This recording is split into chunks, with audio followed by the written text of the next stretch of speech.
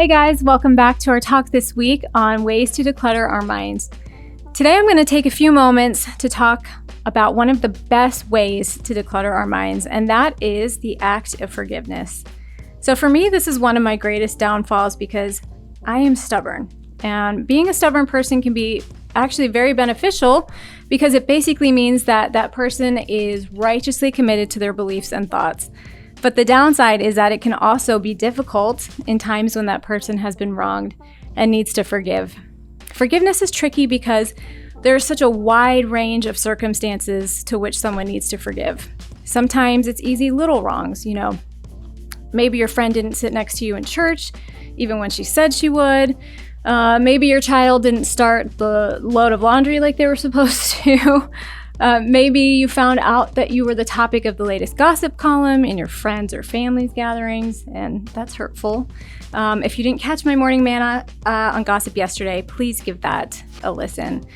But then there are times when we need to forgive when we've truly been wronged, and maybe someone really did cause you deep pain. Colossians chapter 3, verses 12 through 13 says, "Put on then as God's chosen ones, holy and beloved, compassionate hearts, kindness, humility, meekness, and patience, bearing with one another, and, if one has a complaint against another, forgiving each other. As the Lord has forgiven you, so you also must forgive."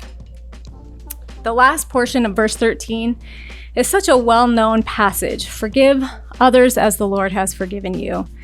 And when it's something along those minor offenses that I just mentioned a moment ago, it's easier to forgive, but it's when every fiber of our being that reacts so harshly to the idea of forgiving someone that we have to give whatever pain we're dealing with and we have to hand it over to God.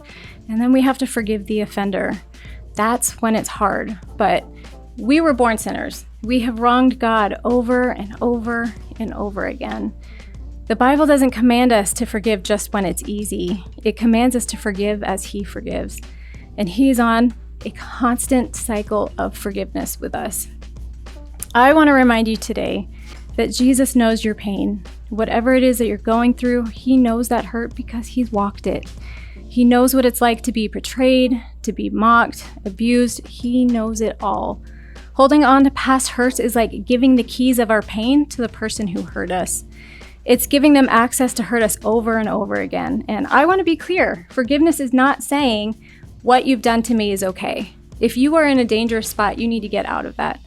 But something very interesting about forgiveness is that it's not necessarily always for the person who hurt you.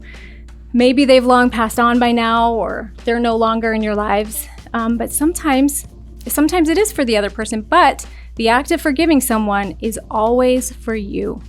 Forgiveness is about obeying the Lord and giving Him your pain. In turn, He offers His freedom and His peace. Now, maybe you're finding yourself on the opposite side of forgiveness today. Maybe you need to reach out and ask someone to forgive you. Whatever situation you are in right now, my prayer for you is that you release your pain to God and you walk freely in His peace. I hope you all have a blessed day, Manna family. Is there anything we can pray for? Drop your comments below. We will see you tomorrow.